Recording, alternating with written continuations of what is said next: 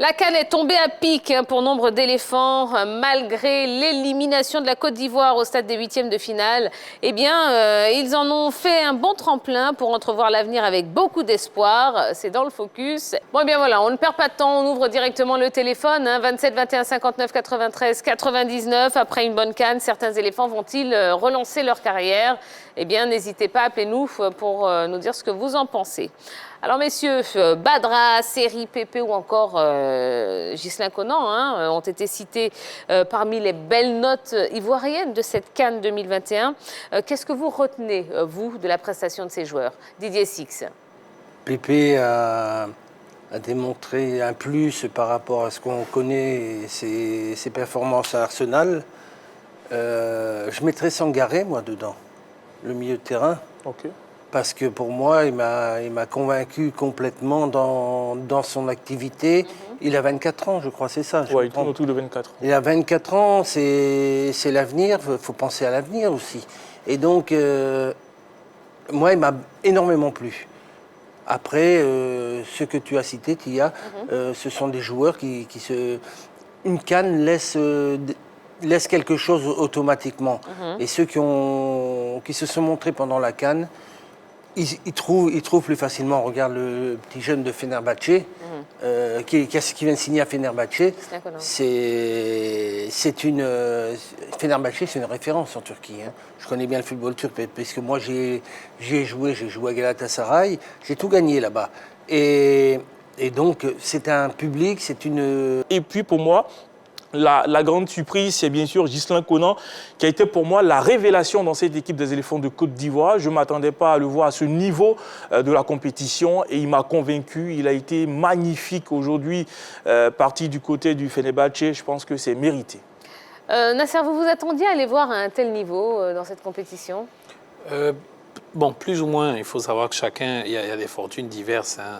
Ghislain Conan, oui, parce que même au stade de Reims en Ligue 1, je le suis depuis très longtemps. Et d'ailleurs, j'ai même été étonné que ce ne soit qu'à cette CAN qu'il soit vraiment positionné à cette place de titulaire. Là, pour moi, depuis très longtemps, c'est lui l'arrière gauche qu'il faut aux éléphants. Nicolas Pépé, honnêtement, je ne m'attendais pas à le voir titulaire. Comme ça a été le cas à partir du match contre la Sierra Leone, je pense. Et puis, il y a qui Sangaré Badra Ali, c'est celui qui m'a épaté. Franchement, je ne m'attendais vraiment pas. Rappelez-vous, juste avant la compétition, il y avait le débat Cissé ou Sangaré. Ça faisait un débat qui faisait vraiment rage sur les réseaux sociaux. Mais là, il nous a mis tous d'accord. Et vous, Eric? Je pense que globalement, tous les joueurs ivoiriens ont été bons. Maintenant... ça fait un pied de nez à certaines personnes qui négligent la CAN. Vous avez vu, la CAN, c'est une vitrine. Voilà, le monde entier aujourd'hui commence à s'intéresser. Et puis quand on voit la qualité des joueurs qui viennent aujourd'hui, vous comprenez que c'est tout bénéfique pour ces joueurs-là. Et pour moi, le grand gagnant dans cette histoire, c'est Nicolas Pépé. C'est un joueur en difficulté à Arsenal. Ouais. Mais là, je pense que pour lui, personnellement, c'est tout à fait bénéfique parce qu'il va retourner à Arsenal avec beaucoup d'envie. Arsenal aussi, c'est que du bonheur. Ils vont retrouver Nicolas Pépé en confiance, retrouver tous ses moyens. Et voilà, c'est tout bénéfique pour lui. Et puis bon, évidemment, Badra, il a montré ses qualités. Conan, Nasser en a parlé tout à l'heure. Voilà, aujourd'hui, c'est Justice qui part à Fenerbahçe. Voilà, vraiment, tous ces joueurs-là ont mérité. Il y a certains qui, évidemment, ne joueront pas, mais en termes de confiance. Et tous ces joueurs-là ont gagné. Oui, Dorgelette, vous vouliez... Par rapport à Arsenal, là, on demande à l'entraîneur d'Arsenal d'accorder sa confiance maintenant à Nicolas Pépé parce que ce qu'il vient de montrer là, je pense que dans cette formation des Gunners, il mérite une place de titulaire. Il va continuer à progresser. Si on lui donne sa chance, ma foi, il va monter en puissance. En fait, moi, je parlais tout à l'heure de fortunes diverses et paradoxalement à ce que Eric Babou a dit, moi, je ne pense pas que ça va changer le statut de Nicolas Pépé à Arsenal, cette CAN. Honnêtement, je ne pense pas. Contrairement, par contre, Ghislain Conan, qui va quitter le stade de Reims pour aller à Fenerbahçe, sûrement, il va arriver en tant que, entre guillemets, star. Il va sûrement avoir sa place titulaire. Seri Jean-Michael, sûrement, peut-être, s'il change de club aussi, là, qu'il quitte Fulham, c'est bien ça. Badrali aussi, il va quitter, sans doute, on a eu la rumeur aujourd'hui qu'il est pisté par un club en Europe, en Suisse notamment. il va quitter la Ligue 2 sud-africaine. Il va sûrement arriver aussi en tant que titulaire. Nicolas Pepe, je ne pense pas que du côté d'Arsenal, il va falloir beaucoup plus pour changer son statut. Non, mais c'est la confiance après de l'entraîneur. Le souci avec Nicolas, c'est pour moi, il est son propre ennemi. Le talent, il a. Ouais. On a vu tout ce qu'il a fait à Lille quand on le prend à Arsenal, parce qu'Arsenal attend qu'il soit à ce niveau-là. Aujourd'hui, il n'est pas à ce niveau parce qu'il n'a pas montré ce caractère-là. Cette envie qu'on a vue, là, ce Nicolas Pepe-là, Arsenal, il doit être titulaire. Mais il ne viendra pas tout de suite à Arsenal et puis on va lui ouvrir. Vous avez évoqué donc Sangaré Badra, hein, qui est en 2e division sud-africaine.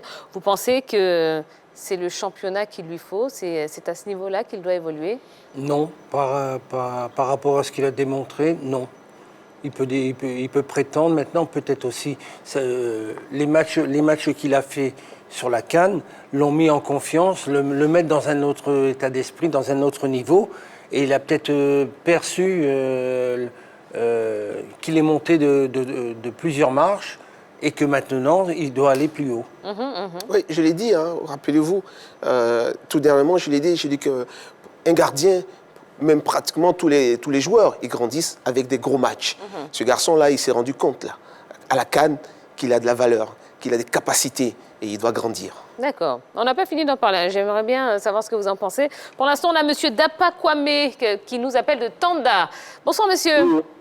Bonsoir. Voilà. Comment allez-vous? Oui. D'accord. Alors, écoutez, la question de ce soir, après une bonne CAN, certains éléphants vont-ils relancer leur carrière? Vous dites? Je vous donne la question LGT. Après une bonne CAN, certains éléphants vont-ils relancer leur carrière? En 2023? Non, à cette CAN-là.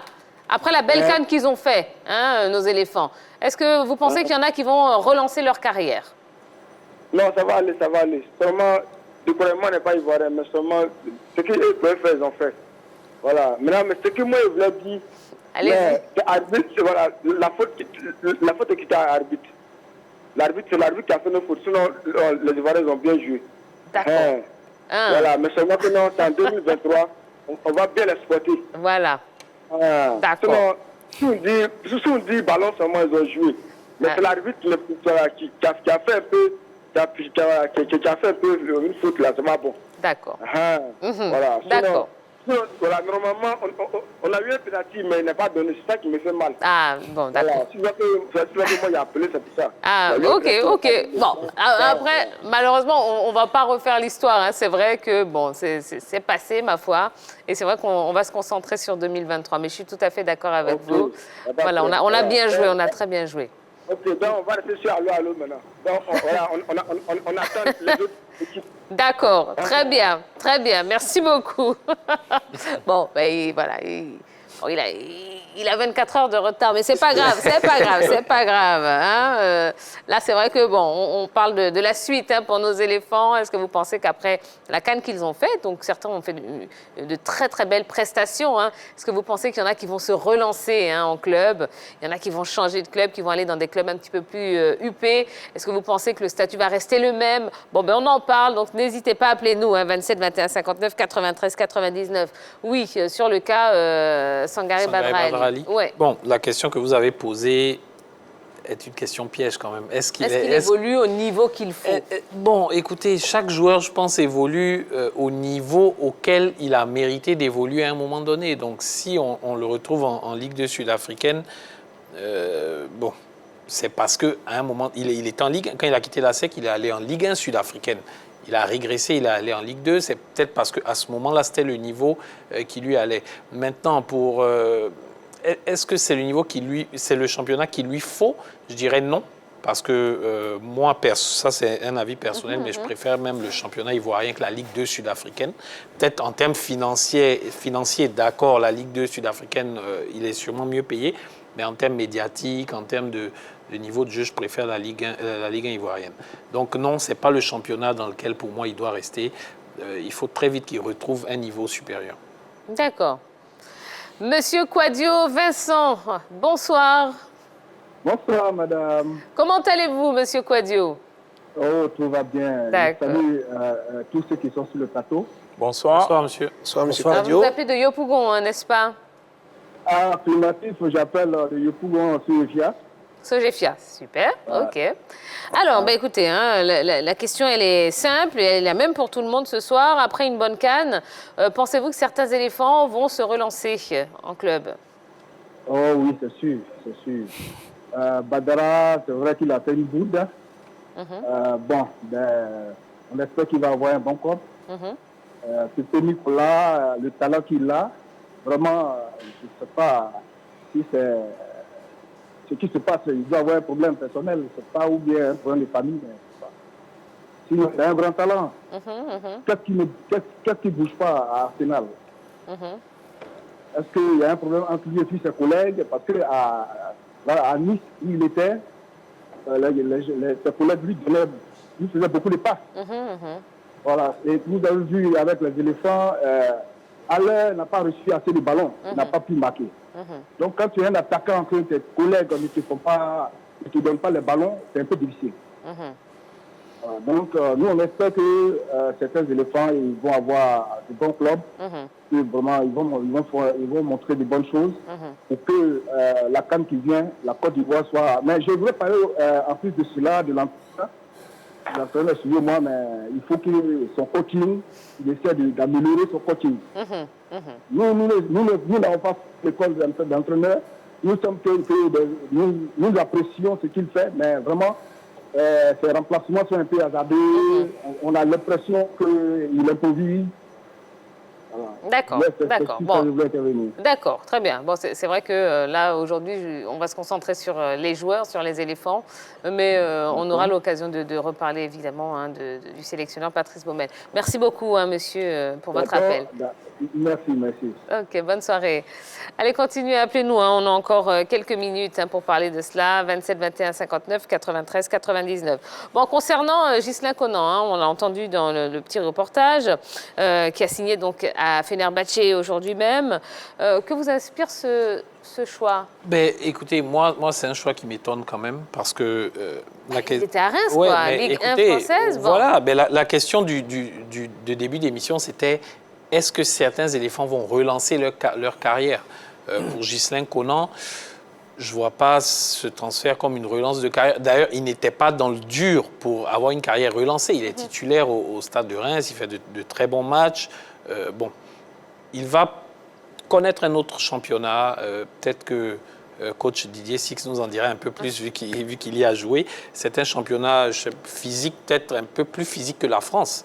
Non, c'est à peu près la même chose. Voilà, donc... C'est grossièrement la même chose. Est-ce que c'est un palier de franchi pour lui? Je pense pas. Pour vous, c'est un bon choix ou pas? C'est pas un mauvais choix, mais c'est pas non plus le choix auquel je m'attendais. D'accord. Pour moi, c'est un bon tremplin. Parce que Fenerbahçe est une grosse équipe et que ça lui permet d'avoir un tremplin supplémentaire. Et quel âge il a, Conan? 25, si je ne me trompe pas. 25 ans. Il a signé pour 2 ans, je crois. C'est ça, donc 25-27 ans. Moi, je trouve que ce n'est pas un mauvais choix, connaissant la qualité du championnat. Du championnat. Et il vaut mieux qu'il soit dans une équipe qui joue les 3-4 premiers rôles en Turquie qu'une équipe qui se retrouve... Qui joue le maintien chaque année. Qui joue le maintien chaque année. Hein. Non, c'est clair, mais j'aurais préféré Galatasaray quand même pour parler de... C'est pareil, Galatasaray ou Fenerbahçe, ouais, mais bon. Sincèrement, moi je suis Jimbombo, on lui dit Jimbombo je suis de Galatasaray. Hein, je suis marié pratiquement avec eux. Mais quand on dit la qualité, il y a plusieurs équipes en Turquie et les 2 premières qu'on dit, c'est Fenerbahçe et Galatasaray. Hein. Mais posons-nous la question. Quand Fenerbahçe se présente devant Ghislain Conan, est-ce qu'il est en mesure de refuser une offre de Fenerbahçe? Non, il est évident que pour lui, c'est un palier de passer. Forcément, pour lui, c'est du bénéfice. Et il va grandir. Il va se confronter à des joueurs de qualité, un championnat qui est plus élevé. Élevé. Mais on va dire, quand tu joues à Reims, évidemment, tu es dans le dur. Voilà. Mais là, il va grandir. Je pense que pour lui, c'est un bon tremplin. Espérons qu'il ne dure pas là-bas. Et peut-être qu'il y a peut-être d'autres équipes qui avaient l'œil sur lui. Et Fenerbahçe était plus efficace, peut-être plus rapide. Mais il ne pouvait pas refuser. Il était en France. Et quand vous prenez dans le championnat de France, ne pensez-vous pas qu'il aurait pu franchir un palier dans le championnat? Parce que quand vous prenez par exemple des équipes comme Marseille, Lyon, Monaco... Mais est-ce que Monaco lui a fait une offre? Écoutez, là, c'est le travail de son agent. Mais c'est ce que je suis en train de dire. C'est pas toujours le club qui vient faire l'offre. Des fois, c'est l'agent qui... qui va vers le club. Mais qui va il chercher. est quand même connu. Ça fait quelques années qu'il est dans le championnat de France. Je pense que tous ces clubs-là le connaissent plus ou moins. Peut-être un petit forcing de là. Est-ce que si Marseille avait fait une proposition, ou bien Monaco, est-ce que tu penses qu'il allait refuser? Non, c'est clair. Il est là, il vient de faire une bonne canne, il a une offre de Fenerbahçe. Fenerbahçe, ce n'est pas un club quelconque quand même. On est Et donc, il ne peut pas refuser. Mais je t'assure. Sachant que Reims, c'est quand même 14e. Hein, Ben voilà. Je peux poser une question. Oui. Je peux poser une question qui est complètement en dehors du jeu, là. Ok. C'est un gamin qui a 25 ans. 25 ans aujourd'hui, contrat de 2 ans, 27 ans. Il y a une famille. Il y a une famille à nourrir, il y a une carrière à faire et l'après-carrière. C'est peut-être dans sa tête. Si on lui propose un contrat qui est 4 fois ou 5 fois meilleur, il faut qu'il y aille. Je pense Surtout que c'est pas n'importe où. C'est surtout Il y a ça. pas que Pour ça. moi, Donc, ce c'est serait un surtout choix ça qui a financier. favorisé sa Mais signature. c'est normal. Mais excusez-moi, C'est pourquoi on tout à fait parle normal. Mais moi, je Mais pose des excusez-moi, questions. pourquoi on parle que de choix financiers? Il faut avoir une autre option. Pourquoi on parle de choix financiers? Il faut avoir une autre option. Pour Mais c'est dire, normal. par exemple, j'ai une proposition ici, je préfère celle-là Mais parce peut-être qu'elle est qu'il en financière. avait, hein, Éric Babou, on n'a mais pas d'infos. on aurait su. On aurait su pas s'il avait d'autres forcément. propositions. Pas Là, forcément. aujourd'hui, officiellement, la seule proposition qui est là, c'est Fenerbahçe. Non, c'est Et oui, donc, il signe, mais c'est pas et forcément... quand tu regardes Fenerbahçe et Reims, pardon, Oui, il n'y a non, pas on est photo. d'accord. Je le répète, c'est La, peut-être un tremplin. la différence est là. C'est peut-être un tremplin. C'est tout. Là, je suis je d'accord laisse. parce que Fenerbahçe, parfois, titille les places de Ligue des Champions. Donc, en allant dans le championnat turc, il y a ça aussi, bien se comporter pour attraper peut-être une place en Ligue Europa ou en Ligue des Champions. Et quand on joue la Ligue des Champions, c'est un tremplin, on est vu un peu partout. On peut comprendre. Après, si on n'a pas d'offre, comme Éric Babou le dit, au niveau de la Ligue 1, c'est pas mauvais de quitter peut-être Reims pour se retrouver peut-être à Marseille ou même, je dirais, Lyon, tout et tout. Mais qu'on n'a pas de contact avec ces clubs, que même si on a Watford qui se présente, on ne réfléchit pas. Même si Watford peut-être dans le mou du côté de l'Angleterre, on ne réfléchit pas, on s'en va pour essayer de passer un palier au niveau de sa carrière. Surtout que parce qu'aujourd'hui, financièrement- à son poste, moi je pense qu'aujourd'hui, il est devenu un titulaire indiscutable. Donc il faut monter aussi au niveau du régime. En fait, moi je remets pas en cause la valeur ni le niveau de Fenerbahçe ni du championnat turc. Hein. Je suis tout à fait d'accord avec vous. C'est au-dessus de Reims. Mais ce que je dis... Fenerbahçe qui est 5e hein, Du championnat. turc. Bon, Mhm. ça c'est un autre débat. Mais juste pour dire que à sa place, peut-être je ne maîtrise pas tous les contours, mais j'aurais quand même patienté jusqu'à la fin de la saison et pendant le mercato d'été. Non, Quand les joueurs... Mais là c'est peut-être Reims c'est peut-être Reims qui a eu l'offre. Avant en Il a premier. vendu aussi, oui. Et qui l'a vendu et que ça a permis de rentrer de l'argent. Ils ont peut-être un joueur qui est du même profil. Il faut comprendre, il y a plein de choses qui rentrent en ligne de compte quand je parle de l'aspect financier. On va dire l'aspect financier, c'est les joueurs n'ont pas le droit parce que c'est un jeu, ceci. Non, c'est pas ça. C'est leur boulot, c'est leur travail, c'est leur façon de vivre et c'est leur façon de gagner leur vie pour après. Donc Après, finalement, bon choix Non, mais- ou mauvais choix pour moi, vous? je dis que c'est un bon choix. Bon choix. Parce qu'il vient pour l'équipe nationale, il vient pour les couleurs de l'équipe nationale. Oui. Il vient pas pour autre chose. Hein. Faut D'accord. pas l'oublier. Éric, bon choix ou pas pour vous? Bon choix. Bon choix. Bon choix. Bon choix. Et J'ai dit c'est pas un mauvais choix, mais je pense qu'il méritait mieux. mouillez-vous un peu, voyons. Bon choix ou mauvais choix? Joker. Ah, ben voilà. Très bien. Ben voilà ce qu'on pouvait vous dire. Allez,